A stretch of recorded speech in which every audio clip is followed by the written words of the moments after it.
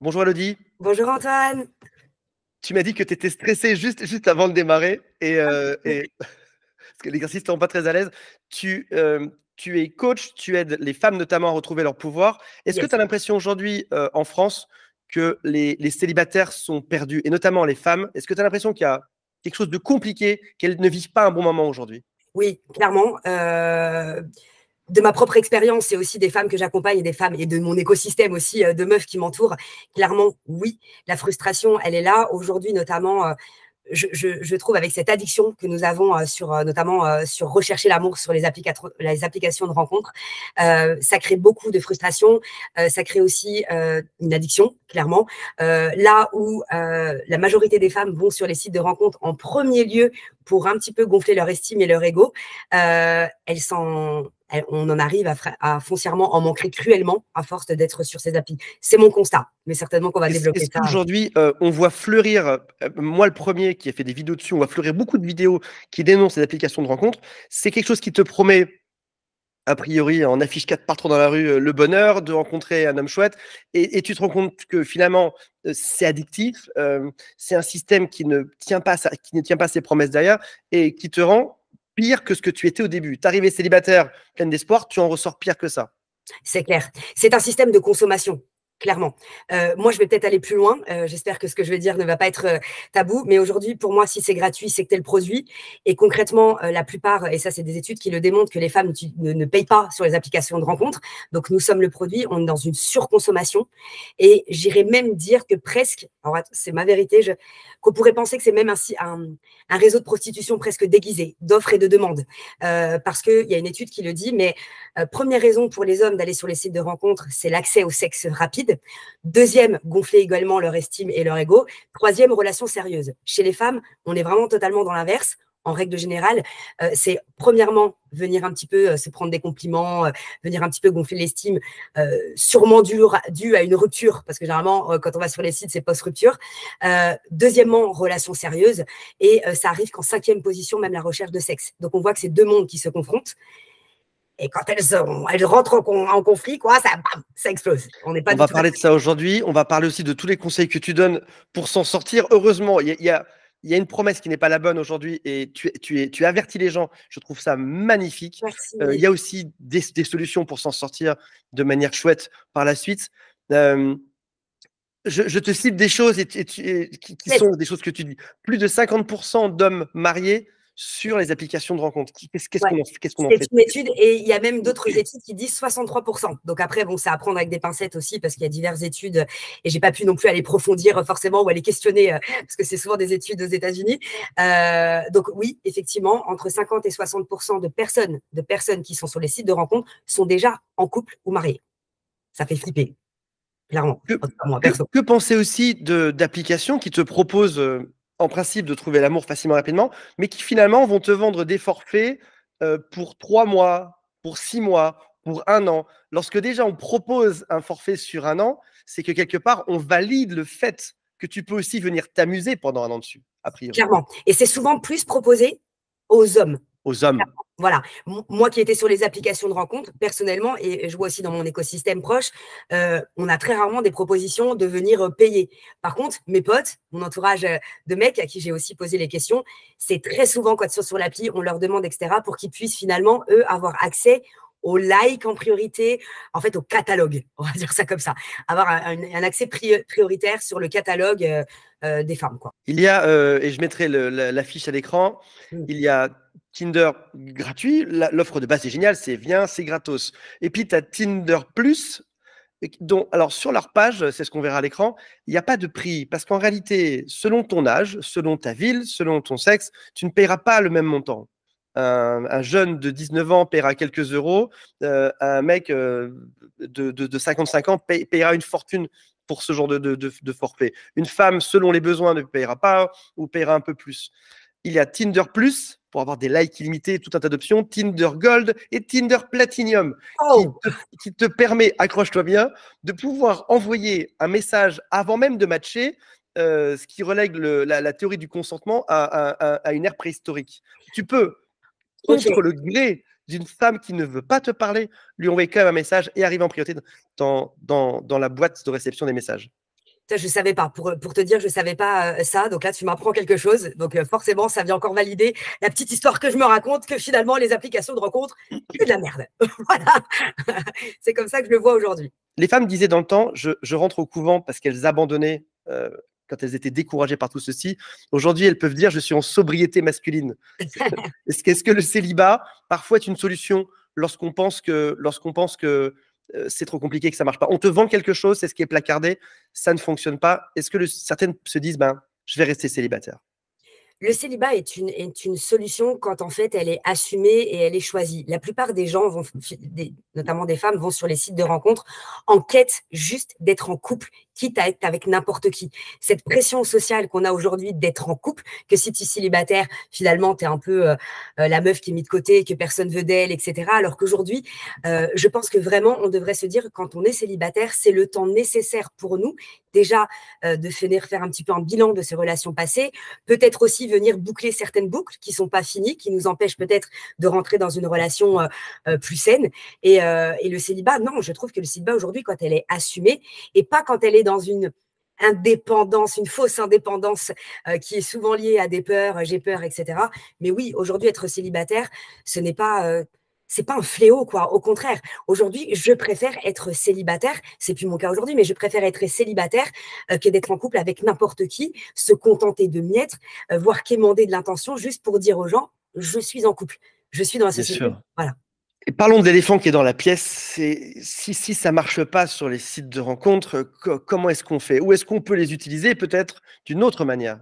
Qu'est-ce que tu préconises? Moi, je pense que l'utilisation des sites de rencontres, quand elle est équilibrée, comme toute chose dans la vie, peut nous emmener à faire de belles rencontres. Internet, et j'en parle aussi dans mon e-book, mais on va essayer de dédramatiser. Internet, c'est quand même une porte ouverte à la rencontre avec des gens qu'on n'aurait pas forcément rencontrés dans la vraie vie. C'est OK. C'est plutôt cette addiction. Aujourd'hui, notre téléphone, on sait que déjà de base, c'est une addiction. Donc là, pour moi, les sites de rencontres, c'est une addiction dans l'addiction à portée de main. C'est la quête d'être en couple complètement dans son téléphone à portée de main et on est constamment dessus. Et des fois, on me dit, ouais, mais aujourd'hui, on rencontre plus les gens dans la vraie vie.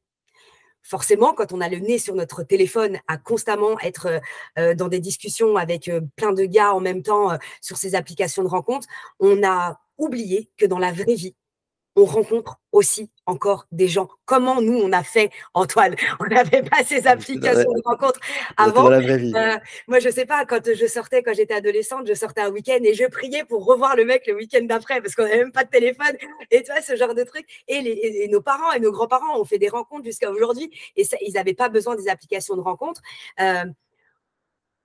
Ça peut aider, ça peut contribuer. Je ne suis pas une anti-application de rencontre. Par contre, je suis une anti-addiction aux applications de rencontre. Penser qu'il n'y a que cette solution-là aujourd'hui, et c'est ça qui crée beaucoup de frustration chez les gens, qu'il n'y a que ça aujourd'hui pour nous permettre de rencontrer l'amour. Pour moi, est-ce que tu as vu ce genre de profil de femmes qui se sont perdues dedans? Moi, j'en connais dans mon cercle amical qui peuvent y passer un week-end entier au lit devant les messages, dans le quête du prochain mec bien qui pourrait arriver. Parce que c'est arrivé une fois il y a 2-3 ans, ça pourrait réarriver, donc je vais me battre jusqu'à ce que j'arrive jusqu'à l'épuisement quasiment. C'est ça, c'est ça. Et je l'ai vécu aussi. Donc, en plus, pour le coup, je parle en connaissance de cause. Je me suis retrouvée célibataire en 2019, en plein Covid, là où effectivement tout était fermé. Et je me suis dit, OK, on va se mettre sur une application de rencontre, Tinder notamment. Et là, sur le moment, voilà, c'est le feu d'artifice. Il y a des swipes de partout, on vient nous parler. Ça vient, on se dit, waouh, ça existe, ça. Je me suis pris pour Beyoncé au Stade de France, non, mais qu'on se le dise vraiment. Et en fait, la chute, elle a été assez brutale parce que c'est à partir de là que j'ai connu finalement le ghosting, le love bombing, des mots que j'avais jamais entendus de toute ma vie. Le ghosting est arrivé avec les applications de rencontre. Beaucoup plus de facilité finalement à nexter quelqu'un parce que dans les applications de rencontre, on est dans une idéalisation, une projection et on est tout sauf dans le réel. Donc quand la chute, elle arrive, elle est tout aussi brutale qu'une vraie rupture de quelqu'un avec qui on est resté des années. Moi, j'ai vu des gens souffrir en un mois parce que la personne avait été ghostée. C'est d'une violence inouïe et c'est tellement facile derrière un écran qu'effectivement, voilà. Donc oui, effectivement, aujourd'hui, ça se démontre plus que jamais. Oui. Internet, à mon sens, a amené quelque chose d'inhumain à te proposer tous ces profils. Moi, je l'ai vécu aussi. J'ai été client de ça pendant quelques mois. te proposer des gens, moi en l'occurrence des femmes qui étaient géniales, et tout d'un coup, ça te fait des espèces de vagues émotionnelles. Tu croises quelqu'un qui il y a toujours une potentialité. Potentiellement, ça pourrait être la bonne personne, et tout d'un coup, potentiellement, ailleurs, il peut avoir mieux. Souvent, dans la tête dans mon e-book, j'ai interviewé des hommes consommateurs sur ce type, parce que j'avais besoin de savoir. Et ces 3 personnes ont eu vraiment la même approche de dire, à chaque fois, je me disais, est-ce qu'il n'y a pas mieux encore ailleurs? Cette quête de la bonne personne, comme s'il existait un saint Graal sur, sur cette application de rencontre et qu'il fallait absolument la trouver. Et ça devenait jusqu'au point où un homme me disait, la meuf était parfaite, elle correspondait vraiment à tout ce que je recherche. Ah bah, elle avait des sales pieds, ça m'a bloqué, c'est mort. Enfin, des détails comme ça. J'en étais même pas arrivé à ce niveau-là, je crois. J'en étais même pas arrivé à me dire. Je voulais juste chercher quelqu'un qui était à peu près cohérent. Et j'étais surpris du comportement aussi des femmes qui, en quelques années, qui je trouve a changé. J'ai vu moi qui cherchais une relation pour m'engager, des femmes qui pouvaient mentir dessus. Oui, je veux m'engager, et puis mais pas du tout, quoi. Je collectionnais juste les hommes comme un homme pourrait collectionner les femmes. Et souvent, quand dans une pièce, j'entends des discours qui sont un peu trop féministes ou masculinistes, voilà, féministes, on s'entend un peu trop anti-homme ou un peu trop anti-femme, je leur rappelle qu'ils vivent souvent le même type d'expérience. Pas exactement, mais il y a le même type de déception. De cette consommation, nous sommes victimes, hommes et femmes, de cette consommation. Alors après, sur mes réseaux, effectivement, je m'adresse aux femmes. Donc, on pourrait penser que j'ai un discours, alors que pas du tout. Parce que justement, les principales clés que je donne, c'est aussi la responsabilisation de ces choix amoureux. Et aujourd'hui, je comprends ce que tu dis en plus de cette guerre qui peut avoir aujourd'hui. En tout cas, moi, je sais que j'aime les hommes profondément. Autour de moi, surtout quand j'ai commencé à faire ce travail, à aller chercher finalement en dehors des applications de rencontres où était l'amour, j'ai d'abord été chercher aussi dans mon écosystème. Mes frères, mon père, mes amis masculins, tous ces hommes qui sont bons, qui sont sains, qui sont aussi dans cette recherche d'amour sain et de connexion profonde. Donc, je sais qu'il existe plein d'hommes, et même dans mes réseaux, des fois, il y a des hommes qui m'écrivent « Ah, tu sais, attention, parce que là, alors je dis toujours, mon compte s'adresse aux femmes, mais bien sûr, tu peux transposer ça pour toi, à ton sexe, mais je sais effectivement que c'est vraiment, on est victime vraiment de cette surconsommation, Clairement. tous, hommes et femmes, et presque on le consent, on le consent tous aujourd'hui. Est-ce que tu donnes des conseils aussi pour les endroits où on peut aller en tant que femme, rencontrer des hommes bien? En fait, alors je rebondis juste sur ce que tu viens de dire. Effectivement, les applications de rencontres, c'est une opportunité, mais ce n'est pas la seule. C'est ça, en fait. Il faut vraiment essayer de mettre son projecteur, parce que là, je pense qu'on a beaucoup notre projecteur sur cette application de rencontre, et il est temps peut-être aussi de le diriger sur d'autres endroits. Pour moi, il n'y a pas de lieu prédisposé à la rencontre, pour moi, partout. Le jour où, personnellement, j'ai décidé d'arrêter les applications de rencontres pour me connecter au réel, déjà de me reconnecter à l'amour, à ce qui était proche de moi, et je les ai vus partout. Partout. J'ai vu des hommes capables partout. J'ai vu des femmes capables partout. Que ça soit dans un resto, au boulot, dans la rue, le facteur, le livreur qui vient te livrer ton Uber Eats. Ça peut être absolument partout. La salle de sport. Alors, il y a beaucoup de personnes aujourd'hui, quand je leur dis ça, ils vont me dire « Oui, mais non, etc. » Mais là, c'est parce qu'ils sont tellement focus sur ces applications de rencontres et qu'on leur vend finalement comme la seule solution, la seule opportunité aujourd'hui dans notre monde de pouvoir trouver l'amour. C'est ça qui complique. Si vraiment, à un moment donné, moi, j'invite vraiment toutes les femmes à faire une petite cure, ne serait-ce que de 15 jours ou d'un mois, vraiment, des applications de rencontres. Déjà pour se rendre compte du dosage, j'allais dire, du niveau d'addiction. Parce que souvent, on ne s'en rend pas compte. Excellente idée. 2-3 jours, on devient en manque. D'accord? Donc, c'est vraiment une addiction. C'est clairement ça. Donc, déjà, pour voir comment est notre niveau d'addiction par rapport à ces applications de rencontres et comment il est difficile aujourd'hui de pouvoir vivre sans. OK?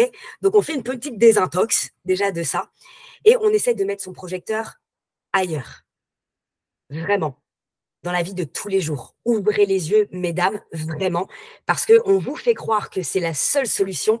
Ce n'est pas vrai. Et j'en suis la preuve, et j'en connais plein aujourd'hui, qui re-rencontrent de nouveau dans le monde réel. Comment vous êtes rencontrés? Dis-moi si c'est un secret ou pas. Non, pas du tout, c'est pas un secret. Chez une connaissance à moi.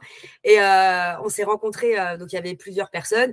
Il est venu vers moi en me disant, tu sais que je t'ai déjà croisé en 2017. Vous voyez, à l'époque, on avait beaucoup de mémoire. Je t'avais croisé en 2017, et voilà, etc. Et on a discuté. et voilà, on s'est revus et maintenant, ça fait quelques mois qu'on est en couple et avec qui ça se passe très bien. J'ai une théorie bizarre, j'aimerais la partager avec toi. Je ne Yes. sais même pas si c'est réel ou pas.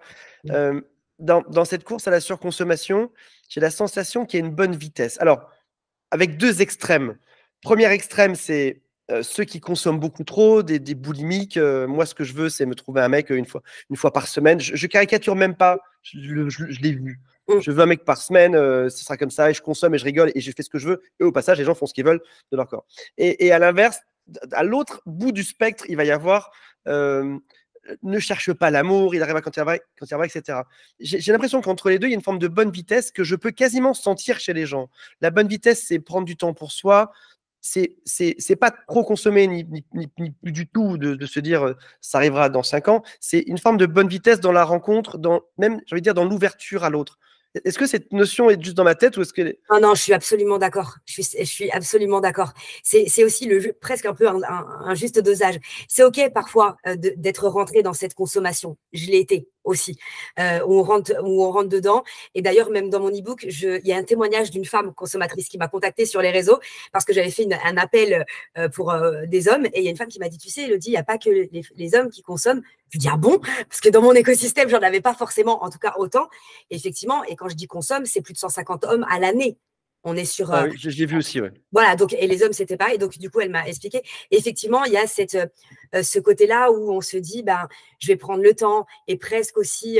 ça viendra quand c'est le bon moment ou quand Mercure sera rétrogradé avec la pleine lune de machin. Vous voyez? Donc, en fait, il y a toujours… Tout va toujours valider la petite histoire qu'on se raconte. Si on a décidé que c'était pas le moment, qu'on n'était pas prêt, tout va venir nous mettre sur le chemin le fait qu'on n'est pas prêt. Idem dans la consommation, si on est dans sa quête de bonne personne et qu'on se dit que c'est notre quête, ça c'est là qu'on a le projecteur, la bonne personne, tout va venir valider que les personnes qu'on rencontre, c'est pas totalement la bonne personne qu'on s'était déjà fixé dans l'idéal qu'on s'était projeté. Pour moi, je suis d'accord avec toi, il y a aussi une question d'équilibre et de dosage. C'est OK de vouloir aussi s'amuser, découvrir son corps et puis peut-être aussi se découvrir à travers une sexualité plus libre. C'est OK, c'est propre à chacun, mais je parle vraiment, si tu recherches une relation sérieuse, là, il va falloir commencer vraiment à apprendre à doser. J'ai vu de mes yeux, alors tu parles, c'est super intéressant d'avoir les deux points de vue féminin et masculin. J'ai vu de mes yeux une femme qui la semaine était sur une application de rencontre comme Tinder, faisait son marché. Le vendredi midi, elle quitte son mec. Elle fait une dispute le vendredi midi. T'es vraiment un mec toujours comme ça. Le vendredi soir, mec 1. Samedi soir, mec 2. Dimanche midi, elle récupère son mec. Elle dit, j'ai le droit, ce qui est vrai. Je ne l'ai pas trompé. Ce qui est discutable. Oui, c'est discutable aussi. Bah oui, mais ça a créé beaucoup de comportements. Après, c'est OK, encore une fois, c'est propre à chacun. Chacun est libre de faire ce qu'il veut de son corps et de son esprit. Il n'y a pas de souci. Moi, je parle vraiment, en fait, de toutes ces femmes qui sont vraiment en quête de quelque chose de sérieux, de construire quelque chose et qui se retrouvent complètement détruites par des comportements manipulateurs, toxiques de consommation et qui se demandent ce qui se passe en fait, dans quel monde on vit, et ça fait peur. Et de là, effectivement, on peut être amené à se dire, vas-y, c'est bon, moi, l'amour, c'est de la merde, l'amour, j'y crois plus, je ne veux plus. Mais tout ça, c'est pas la vérité. Voilà. Ouais, un mois ou deux dessus, j'ai dit à un ami, est-ce que c'est moi qui suis fou? Quel est le problème, etc. Les gens ont l'air perdus. Il m'a dit, Antoine, si jamais tu allais dans un club échangiste, c'était l'image, si tu allais dans un club échangiste et que tu en sortais en disant, tout le monde s'échange, qu'est-ce qui se passe? C'est-à-dire que dans ce lieu, par rapport à cette référence, oui, parce que tu étais dans ce lieu-là. Si tu vas sur un site de rencontre et que tu dis, mais ils sont tous barges avec des machins, c'est par rapport à ce lieu de référence. Et comme tu le prônes, il y a beaucoup d'autres endroits où les gens se comportent réellement différemment, avec des valeurs, avec de l'empathie, avec de la gentillesse, sans être dans cette course à la surconsommation. Il existe des hommes et des femmes qui sont extrêmement chouettes sur Terre. Mais clairement, bien sûr, évidemment, il y en a partout. J'apporte juste un petit bémol, malheureusement, parce qu'à force de consommation, ça vient aussi se répercuter dans le monde réel et dans les rencontres réelles. Tellement vrai. Ce qu'on voyait avant, essentiellement sur les applications de rencontres, on le voit aujourd'hui venir dans le monde réel. Et c'est ça qui fait flipper. Et qu'en fait, finalement, tout à chacun a la responsabilité de changer sa vision de son monde pour que ça ne soit pas le cas et pas généraliser surtout, et de se laisser, comme je disais tout à l'heure, de prendre soin de soi. Moi, j'ai toujours en fait se mettre en priorité. Il n'y a personne qui doit venir se mettre au-dessus de nous. Personne ne doit se mettre en dessous non plus.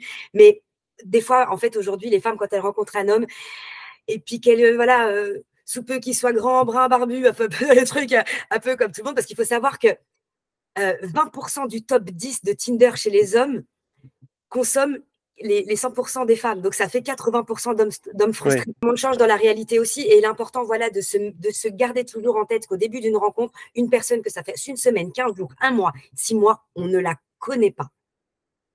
Et on se garde en priorité. C'est ça qui est important. Aujourd'hui, moi, je vais dire un truc qui peut paraître un peu fou. Aujourd'hui, je donne ma confiance à personne. Je m'explique quand je dis ça. Aux gens, je leur donne de l'amour, de l'intention, du respect, de l'humour, des conseils, mais ma confiance, elle m'appartient à 100%. Parce que je me suis tellement aperçue qu'au final, quand je disais à quelqu'un, et surtout un homme dans une relation, je te donne ma confiance, en réalité, je pense que tu vas voir ce que je veux dire, mais je lui ai donné ma peur, mes blessures, mes doutes, et démerde-toi avec ça pour pas me la mettre à l'envers, parce que ça viendra valider la petite histoire que je me raconte. Vrai, c'est tellement beau. Voilà, donc j'ai changé aussi, voilà, le monde n'est pas tel qu'il est, mais tel qu'il le voit. Il est important aussi aujourd'hui, même sur les applications de rencontres, de changer le monde qu'on voit là sur cette consommation et de changer vraiment ça. J'ai une question qui est compliquée. J'aimerais de l'honnêteté derrière. C'est une question qui est. Je suis un homme, tu es une femme, juste pour comprendre les femmes. Bumble, il y a 10 ans de ça, arrivait avec une application de rencontre pour ceux qui ne le sauraient pas, qu'on trouvait dans les grandes villes françaises, maintenant qu'on trouve un peu partout en France, avait une promesse qui était chouette, c'était les femmes vont choisir.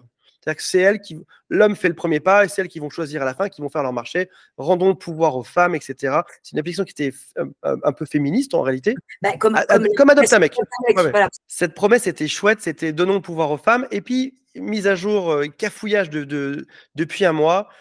Finalement, ce que veulent les femmes, c'est pas décider. Ce qu'elles aiment bien, c'est être séduites. Comme un espèce de gigantesque retour en arrière il y a 10 ou 20 ou 30 ans.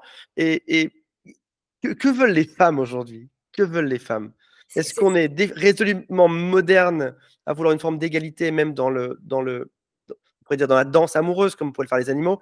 Est-ce qu'on veut une égalité? Est-ce qu'on est dans un retour aux traditions? Bumble s'est excusé, a fait un retour en arrière, modifie l'algo depuis 3 semaines avec communiqué de presse sur communiqué de presse pour essayer de sauver la chose, et ils s'en sortent pas. Je vais parler de moi, de ma vision, d'accord? Je peux pas faire généralité, je peux pas. Je pense que nous, les femmes, on a vraiment besoin d'être séduites. Et les hommes ont besoin aussi de ce challenge-là et de sentir aussi qu'ils ont en fait un petit peu ce pouvoir en début de relation de venir en fait charmer ces dames. Et ça s'est oublié effectivement ces dernières années. Moi, je sais que pourtant, je suis quelqu'un de progressiste et pas du tout traditionnel. Et pour le coup, je validerais vraiment ce retour un peu à que l'homme vienne nous charmer. On a envie de ça aussi, nous les femmes, parce qu'aujourd'hui, effectivement, et j'en ai été aussi victime de cette hyper indépendance, moi j'ai besoin de personne, je paye l'addition, je ne veux pas être redevable de quoi que ce soit, on le voit beaucoup aujourd'hui. De toute façon, voilà, c'est divisé, hein, c'est la vérité, c'est propre à chacun, il n'y a pas de vérité absolue, mais moi je pense vraiment qu'il faut laisser aussi la place à nos hommes de venir en fait nous charmer, se challenger aussi. Donc voilà, c'est comme ça que je vois les choses. La séduction est un acte qui est extrêmement normé. Tu ne peux pas faire n'importe quoi. On pense qu'on est libre de faire ce qu'on veut. En réalité, il y a des phases, des phrases. Tu peux pas envoyer, par exemple, bêtement, 10 messages d'un coup. Tu es obligé d'attendre au début une forme de réponse. Tu es obligé d'être un peu timide. Tu peux pas tout dévoiler. Enfin, c'est extrêmement codifié, bien plus que ce dont on pourrait en avoir conscience en tant qu'homme, en tant que femme. On pense qu'on est libre. C'est extrêmement, extrêmement codifié. On sent bien que ce code a changé et on a l'impression que ce code a bougé dans un sens et qui risque de rebouger un peu dans un autre sens dans les jours qui viennent. Notamment parce que ton cri d'alarme qui dit on aime bien être séduite, c'est quelque chose qu'on entend de plus en plus. C'est des femmes qui vont dire sur TikTok, les mecs dans la rue, venez nous draguer, etc. Et en tant qu'homme, tu te dis, attends, on m'a dit qu'il fallait plus là. On m'a dit qu'il fallait plus. C'était du harcèlement de rue. Ouais, mais en fait, on peut bien bouger le code. Comment on fait pour le bouger? Comment on fait? J'ai envie de dire, il y a aussi la manière dont tu interpelles une femme. Et mademoiselle, ça marche pas quoi. Ouais, voilà, bonjour madame, je viens de vous voir passer, je vous ai trouvé vraiment charmante et je me suis dit que éventuellement on pourrait boire un verre dans le café qui est juste à côté si vous avez le temps, etc. Approche, voilà. Une nana, même si elle est en couple, etc., on peut très bien dire poliment à un homme, écoutez, bah non, je suis en couple, mais votre proposition est très gentille, sans crier à l'harcèlement. Faut arrêter aussi. Ce n'est pas la même chose que, hey, t'es bonne, ou hey, ça te dit pas, donne-moi ton numéro, et limite on t'harcèle. Non, mais ça arrive aussi, il faut te dire. Donc il y a un juste milieu. Encore une fois, il y a une question de dosage aussi. Vraiment, je demande aux femmes et j'en connais, hein, j'en connais vraiment dans mon écosystème, où à peine un homme vient l'aborder, on crie quoi. Non, mais attends, je vais pas demander l'autorisation de venir me parler. On va se détendre. Ok, il y a des hommes qui, justement, je trouve que ça demande beaucoup de courage. Et moi, personnellement, si un homme me fait ça dans la rue, vraiment, je me dirais, ouais, quel courage. Je trouve ça absolument courageux. Et si j'étais célibataire, je pense que je pourrais vraiment aller boire un verre avec cet homme en disant, mais pourquoi pas. Donc, les hommes, venez avec bienveillance, respect, venez dans un bar, dans machin. Cessez vous aussi d'être sur les téléphones et venez aborder les femmes qui vous plaisent. On a envie de ça, on a besoin de ça. Génial. Cette question était préliminaire à une autre question qui concerne les femmes, parce que c'est ça ton expertise aujourd'hui. Qu'est-ce que dans ce jeu, dans ces codes qui bougent légèrement, qu'est-ce qu'une femme peut faire pour inciter l'homme dans cette démarche de séduction? On sait que dans les années 50, la femme laissait tomber son mouchoir devant l'homme qui lui plaisait bien. L'homme devait le ramasser, lui ramener dans ta conversation. La femme a toujours été l'instigatrice, que ce soit dans les années 50 par ce mouchoir, que ce soit dans les années 2000 en boîte de nuit par un regard un peu insistant, le regard, que ce soit par, je ne sais pas, en likant peut-être un hein. message sur un réseau social en 2024. Les femmes doivent aujourd'hui aussi montrer s'il y a quelqu'un qui, dans une même pièce, voilà, ou sur les réseaux, peu importe, doit montrer aussi son intérêt. On doit pas. J'ai entendu beaucoup de croyances que ça ne se faisait pas aux femmes d'aller accoster aussi. Moi, je dis, en vrai, c'est faux. Moi, c'est comme ça. Je sais que si quelqu'un me plaisait dans une soirée de par son charisme, la manière dont il allait s'exprimer, etc., je ne vais pas hésiter un petit peu à les minauder. Ouais, c'est un mot à l'ancienne, ça. Dans un monde où on a perdu ce genre de coutume, comment est-ce qu'on fait? Déjà, effectivement, ça peut passer par le regard. Je veux dire, si quelqu'un nous plaît dans cette pièce, c'est aussi, comme on appelle ça, le eyes contact. Rechercher, voir aussi s'il a le eyes contact. Généralement, quand on crée un eyes contact avec quelqu'un, si la personne maintient ce regard, c'est que potentiellement, il y a aussi quelque chose qui lui plaît de ton côté. D'accord? On n'idéalise pas non plus, mais ça pourrait être ça. Moi, je sais que je peux emmener, à l'époque où je fumais, je ne fume plus, mais à l'époque où je fumais, c'était aller demander du feu à une personne. Ouais. Demander aussi, pourquoi pas, son chemin. Ah tiens, mais oser en fait dire, ah bah tiens, c'est la première fois que je viens dans ce bar, qu'est-ce que tu en penses? Je trouve l'ambiance sympa. Venir aussi, pourquoi pas discuter avec l'homme. Moi, je dis toujours, en fait, c'est codifié effectivement, mais je pense que des fois, on s'enferme dans des règles comme si c'était quelque chose à cocher ou à décocher. Je pense qu'il faut vraiment se décharger de ce poids-là et puis d'y aller, de oser. Au pire, on va nous dire non. Au pire. C'est quoi? On va dire non. Et au pire, on va Donc, dire non. allez, poser des questions. Peut-être même jouer la femme un peu candide, poser une question, demander un service, un renseignement. Ce serait déjà le début de quelque chose. Clairement. Les hommes ne sont pas très bons pour voir les signaux. Dans tous les cas, on n'est pas extrêmement bons. Dans l'un des livres que j'ai écrit il y a très longtemps de ça, sous un pseudo, je ne dirais même pas le pseudo que j'ai utilisé parce que le livre a été un four. C'était il y a 20 ans de ça. Tu me diras, ne retrouvais pas ce livre. En fait, j'ai écrit un livre qui s'appelait Caserne une semaine, j'avais 25, 26 ans, qui avait été un best-seller, 2 ans, numéro 1 des ventes partout en France. Et sur ce succès, je me dis, maintenant que j'ai aidé les hommes, Caserne une semaine, c'est surtout pour les hommes, je vais faire le pendant féminin et un four total. Je passe de 200 000 ventes à l'autre qui fait 200 ventes. Nul, quoi. Et dedans, notamment, peut-être qu'il était trop en avance de phase, si je vais être optimiste avec moi-même, ou peut-être qu'il était juste nul. Et dedans, notamment, j'insistais sur cette partie insister sur le regard. J'avais inventé le body shaking. C'était danser un peu proche des mecs qui te plaisent bien. Il y avait peut-être pour ça qu'il ne s'est pas vendu. Le body smelling, c'était tes cheveux. Tu rigoles, mais tu as relevé quelque chose parce que c'est quelque chose qui se fait très naturellement chez nous les meufs quand on est en soirée et que ça danse, de venir danser près de l'homme pour qui en fait on a jeté un peu le target de la soirée. On le fait toutes. Donc c'est quelque chose pour moi qui ne me choque pas ce que tu as dit là pour le coup. Parce que naturellement, je pense qu'on le fait toutes, vraiment. Je fais tout un peu. Ok. Tu donnes des conseils sur tes stories. Je vais mettre le lien, encore une fois, de ton Instagram en dessous. Tu as un succès dingue. T'es monté en flèche. C'est bravo pour ça. Tu es fort dedans. Tu as un franc-parler. Tu m'as dit, j'ai mon franc-parler et ça va y aller comme ça. Je dis, génial, vas-y. Tu parles notamment, je peux citer quelques exemples, des phrases amoureuses qui puent en début de rencontre. Alors, je te cite. La première phrase d'un mec qui va te dire, j'y vais au feeling, qui serait pas très bonne. Mon ex est folle. Je ne suis pas prêt pour du sérieux. Alors, c'est des phrases différentes. Hein. J'y vais au feeling, pas bon. Mon ex est folle, pas bon non plus. Je ne suis pas prêt pour du sérieux, pas bon. Je suis très occupé. Ce qui va souvent avec ouais, j'ai beaucoup de travail ou mon C'est fils ça. est malade. C'est toujours leur fils. Va savoir pourquoi. Et il est toujours malade, c'est toujours le même. On se voit quand tu veux. Alors ça, j'aimerais qu'on en reparle. Je veux prendre mon temps. J'aime aussi qu'on en reparle. Et je ne suis pas comme les autres mecs. J'aime beaucoup les 3 derniers. On se voit quand tu veux, ce qui pourrait quand même passer pour un signal qui est assez positif. Alors après, c'est toujours encore, rien n'est binaire, d'accord? C'est toujours à prendre. Bien sûr, il y a des gens qui vont être très sérieux, qui vont dire, voilà, j'ai envie de prendre mon temps. C'est totalement OK avec ça. Là, c'était quoi la phrase que tu m'as dit?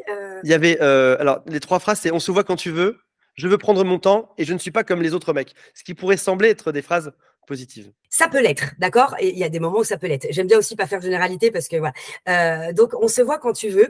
Moi, quand j'entends le quand tu veux, c'est vrai qu'en tant que femme, moi, j'aime avoir aussi un homme entreprenant. Parce que je le suis. Donc, j'estime avoir ce besoin-là, donc je veux qu'en face, ça soit ça. Le on se voit quand tu veux, c'est presque, tu dis, mais alors, ça veut dire que ça va être à moi de proposer. Et en fait, on est là en interrogation. Est-ce que je dois proposer, pas proposer? Est-ce que j'attends que c'est lui qui demande? Est-ce que finalement, quand je vais lui demander, il va être là absolument dans l'heure que je vais lui demander? Parce que c'est un peu quand tu veux, où tu veux, ça pourrait paraître quelque chose de vachement bien. Je trouve qu'il faut faire attention toujours aux nuances qui peuvent ne pas tout prendre négativement et ne pas devenir une obsédée de chaque phrase et chaque mot, etc. Mais je l'ai vécu. C'est une phrase qui n'a pas forcément abouti à quelque Je chose veux de prendre mon temps, ce qui est une très belle phrase aussi. yes. Et je l'ai déjà dit à plein de reprises. Parfois, en fait, j'aurais pu préciser qu'en fait, il peut avoir en fait des accumulations de petites phrases en même temps. Par exemple, je veux prendre mon temps et par exemple, je veux prendre mon temps qu'on pourrait associer à J'y vais au feeling. j'y vais au feeling, tu vois, j'y vais au feeling, mais je vais prendre mon temps. Ça pourrait être aussi quand certaines phrases sont associées, que là, il faut se dire, bon, attention, pas devenir parano, mais juste être vigilante, surtout à travers les applications de rencontres, vraiment, parce que ça peut emmener voilà, à quelque chose qui veut quelqu'un qui veut foncièrement prendre son temps. Ça veut peut-être dire aussi, je vais voir s'il n'y a pas d'autres opportunités ailleurs. Possible. Ouais, ouais. C'est possible. Oui, c'est ça, ou qui te case entre, ou même qui Ah oui. multiplexe de 2 ou 3 plans en même temps. J'ai Il connu prend un son temps, consommateur. tu ne vois que le lundi, mais il prend son temps aussi avec une autre le mardi, etc. Et toi, tu es juste la meuf du lundi 22h au final. C'est Quoi. ça. Moi, j'ai connu un mec, clairement, sur les applis, qui avait lâché son appartement parce qu'il avait au moins 3 ou 4 meufs, et c'était très régulier, le lundi, mardi, telle meuf, machin. Alors, il disait qu'il travaillait, qu'il était Uber, donc il n'était pas là de tel jour à tel jour, et il arrivait comme ça à vivre sous les frais de princesses, juste c'est assez fou, quoi. Donc forcément, il devait leur dire, voilà, je prends mon temps, j'espère, et il leur disait ça en plus, voilà, je prends mon temps, je préfère là pour l'instant, mais après le reste de la semaine, je suis consacrée à mon travail, je vais pas forcément avoir le temps, etc. Et les meufs croyaient. Bien sûr. Est-ce qu'on parle beaucoup des red flags? Est-ce qu'il y a aussi des green flags, des signaux qu'il faut regarder en détail en se disant, s'il dit ça, c'est plutôt bon signe? Principalement les actes, je dirais ça. Aujourd'hui, j'avais entendu il n'y a pas longtemps d'ailleurs quelqu'un qui disait les femmes tombent amoureuses de ce qu'elles entendent, les hommes tombent amoureux de ce qu'ils voient. C'est pour ça que les femmes continueront à se maquiller et les hommes à mentir. J'avais trouvé cette phrase, alors à prendre avec des pincettes, mais effectivement, nous, les femmes, on a tendance à vraiment être impactées par les mots, à ce qui vient en fait venir résonner à l'intérieur de nous, peut-être aussi nous apaiser, nous soulager, voilà, une certaine. Et aujourd'hui, je veux dire, la principale chose à faire, c'est les actes. Quels sont les actes? Est-ce que c'est cohérent avec les mots? L'intérêt emmène une relation amoureuse, l'attirance emmène une relation sexuelle. C'est comme ça que je vois les choses. Donc, il est important aussi que lors de nos premiers dialogues, de premiers échanges, qu'en fait, tout ne soit pas ciblé que sur notre apparence physique, sur ce qu'on dégage sexuellement, etc. L'intérêt, pour moi, c'est du temps de qualité passé ensemble. L'hypercommunication, t'en parlais tout à l'heure aussi, quand on est sur les applis, on a tendance à beaucoup parler. Hypercommunication, pour moi, c'est vraiment ça pourrait être un virus mental aujourd'hui, en prime, là, dans l'ère 2.0, l'hypercommunication à idéaliser, à se projeter. Donc ça, mais vraiment, il faut que en fait, les paroles et les actes soient cohérents. Au début, quand vous rencontrez quelqu'un à travers les applis ou dans la vie réelle, ne prenez pas tous les mots pour content. Voyez surtout les actions, le temps de qualité qu'il a envie de passer avec vous. Je ne sais pas si tu es d'accord avec moi là-dessus, mais voilà, vraiment que les actes soient cohérents, le plus cohérent possible avec ce qui est dit. Il y a une règle qui est devenue une blague avec mes amis, et qui s'avère être une vraie règle qu'aujourd'hui on retrouve un peu partout dans la littérature et dans les vidéos TikTok notamment. C'est la règle des 90 jours. Tu as le vrai visage de l'autre au bout de 90 jours. C'est à peu près le moment, selon les études, et je ne sais pas si c'est vrai ou pas, J'ai jamais où le entendu ça, taux ouais. d'hormones du bonheur et d'amour redescendrait. Il serait un peu plus cohérent sur ce qu'il dit et tu aurais un référentiel de temps et d'action pour juger à qui j'ai affaire aujourd'hui. Est-ce que cette règle, tu parlais tout à l'heure de je ne fais plus confiance aussi vite aux gens, j'observe. Est-ce que ce genre de règle est aussi quelque chose qui te semble importante aujourd'hui? Alors, je n'irai pas jusqu'à dire 90 jours, mais je fais souvent un lien avec le permis de conduire. Je vais m'expliquer. Je pense qu'on devient bon conducteur à force de rencontrer dans la situation réelle, en fait, par exemple, à quelqu'un qui va nous griller une priorité. Là, on apprend à être un bon conducteur à force d'être dans les conditions réelles de conduite. Je veux dire, la relation amoureuse, c'est un peu pareil. Aujourd'hui, l'homme avec qui je suis actuellement, par exemple, ah bah tiens, ah bah tiens, là, il est en colère pour quelque chose, je vais observer comment, en fait, il réagit face à sa colère. L'apéro, truc bizarre, mais il y a des gens qui, voilà, avec 2-3 verres, qui changent de comportement. Tiens, le jour où on a pris les premiers apéros ensemble avec des amis, tiens, j'observe comment il est quand il boit un petit peu d'alcool. J'observe aussi comment il est quand il est un peu en colère ou triste, etc. Et ça, foncièrement, c'est juste en passant du temps de qualité ensemble et dans le long terme qu'on peut vraiment être dans les conditions réelles, pas de conduite pour le coup, mais de la vie amoureuse à deux. C'est comme ça que je vois les choses. Donc, on sait, le 3 mois, je ne connaissais pas, mais oui, pourquoi pas, pour le coup. Prendre son temps, en tout cas, ça revient à prendre son temps, Oui, observer, se dire que c'est pas s'empêcher d'être amoureuse, mais être dans une. C'est atroce à dire parce que l'amour va à l'encontre de la logique, mais c'est avoir une forme de patience, d'observation, de gentillesse. C'est-à-dire que potentiellement c'est le bon, je ne m'emballe pas, je ne m'empêche pas non plus d'être amoureuse. Finalement, dans cette interview, on voit toujours qu'il y a toujours cette espèce de curseur qui ne doit pas être trop dans un sens ni trop dans l'autre. C'est-à-dire ne pas bloquer ses émotions, ni en même temps trop être dans je m'emballe, c'est l'homme de ma vie et on va se marier à Vegas au bout d'une semaine. Toujours rester dans une forme de modération, ce qui est aussi un conseil qu'on retrouve aussi dans la nutrition, dans plein d'autres domaines. Et la vie est comme ça. La vie est comme ça, c'est injuste, je veux dire, dans la nature, dans les saisons, enfin, tout est juste et nous montre que c'est comme ça. Ton Instagram s'appelle le Cercle des Reines. Pourquoi avoir choisi ce titre qui pourrait en plus prêter à une forme de confusion? Les femmes se prennent pour des reines. Pourquoi avoir choisi ça en particulier? Alors, je vais t'expliquer. C'est vrai qu'il y a le côté reine, un peu queen, etc. et qui est aussi beaucoup du marketing et qu'on aime bien entre meufs aussi. Quand on est en sororité comme ça, se donner la puissance, la motivation. Je dis toujours se brancher pour… Mais vraiment, j'ai appelé mon entreprise le Cercle des Reines parce que pour moi, une reine a la responsabilité de son royaume. Et notre royaume, c'est nous. Aujourd'hui, je suis responsable de mes pensées, je suis responsable de mes émotions, je suis responsable de mes actions, de mon comportement, de mon écosystème, de qui je laisse rentrer dans mon royaume. Donc voilà, c'est vraiment dans ce sens-là que j'ai appelé, et c'est vrai que je dis souvent, pose ta couronne, dans le sens où même je dis des fois à mes coachés, assis-toi dans ton trône intérieur. C'est aussi la tonalité que je veux avec mes coachés, mais c'est vraiment pouvoir prendre sa responsabilité dans son trône intérieur, de notre royaume, et nous sommes responsables de notre royaume. C'est aussi se permettre de sortir de cette victimisation. Ce n'est pas moi, les hommes sont tous des connards, les applis c'est de la merde, etc., de toujours sortir là-dedans. Donc voilà pourquoi j'ai appelé le Cercle des Reines. Génial, mais c'est magnifique, bravo. Merci. Dernière question qui est quelque chose qui me tient à cœur pour le coup. Oui. Il y a tous les phénomènes red pill, c'est des mouvements masculinistes, les mascus, il y a plein de noms différents dessus. C'est des gens, c'est des hommes à qui on dit le problème c'est la femme. Et les chaînes YouTube dans ce domaine-là cartonnent. J'ai jamais rejoint ce mouvement-là. Je vois très bien. J'en vois un particulièrement quand tu me dis ça, que j'ai bloqué absolument tous les réseaux pour ne pas avoir. Ouais, c'est ça, ouais. Et qui participe. Alors, je dirais pas que c'est mauvais dans le sens où il peut y avoir aussi une prise de conscience sur le fait que toutes les femmes ne sont pas chouettes. Beaucoup d'hommes ont été éduqués dans la femme est une reine, etc. Et non, elles sont pas toutes chouettes. Mais comme les hommes au passage, tous les hommes ne sont pas chouettes. Donc, d'un côté, il y a une forme de prise de conscience qui était nécessaire, probablement comme dans tout extrême, il y a une forme de nécessité pour trouver encore une fois un juste milieu derrière. Mais qu'est-ce qu'on peut dire à ces hommes qui peut-être aujourd'hui ont perdu une forme de confiance en la femme, qui se font aspirer par ces sites extrémistes de la femme est le problème, etc. Qu'est-ce qu'on peut leur dire pour les remettre dans une forme de mouvement où on s'entend tous bien ensemble, l'homme retrouve son énergie masculine, la femme son énergie féminine, et finalement on est dans le bien vivre ensemble. Qu'est-ce qu'on peut leur dire pour les sortir de ces extrêmes? Et bien, tout comme j'ai dit que la femme a la responsabilité de son royaume, l'homme a aussi la responsabilité de son royaume. Donc, si vous rentrez dans ces comptes-là qui disent qu'en fait, effectivement, vous n'êtes pas responsable, que c'est parce que les femmes sont toutes comme ça, ou qu'aujourd'hui, les femmes sont devenues comme ça, je vois très bien quel type de compte. Regarde, ça m'énerve quand je passe à ces comptes-là, tellement… voilà. Mais ce que j'ai envie de dire, voilà, c'est aussi, eux aussi, de mettre leur couronne. Quand je dis ça, vraiment, prenez-le vraiment au second degré, dans le sens où prends la responsabilité de ce que tu vis actuellement, de tes anciennes relations, de comment tu peux changer aujourd'hui les choses. Surtout, fuyons les généralités. Il n'y a pas de généralité, vraiment. Il n'y a pas de toutes les femmes sont comme ça ou tous les hommes sont comme ça.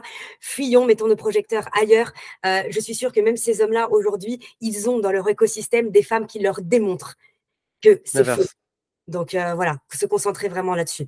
C'est magnifique. J'aime beaucoup ton message de paix. J'aime beaucoup ton message tout court. J'incite tout le monde à aller voir le lien vers ton Instagram et vers l'e-book que tu proposes. Yes. Élodie, un immense merci pour ton temps aujourd'hui. Merci. Et mettez-nous en commentaire si vous avez aimé. Indiquez-nous aussi s'il y a des sujets que vous aimeriez peut-être qu'on refasse. Si jamais on refait une interview avec Élodie, si jamais elle veut bien, si jamais vous le souhaitez aussi. Mettez-nous likez. Nous, on s'est mesuré que avec les likes et les dislikes ou les partages. Donc, mettez des trucs. C'est déjà une astuce marketing pour faire plus de vues, mais c'est aussi parce que c'est comme ça qu'on sait en réalité si quelque chose marche bien, et si on en fait d'autres derrière, et si c'est un sujet en tout cas moi qui me passionne et qui m'intéresse. Non, mais un grand merci à toi aujourd'hui. Merci beaucoup.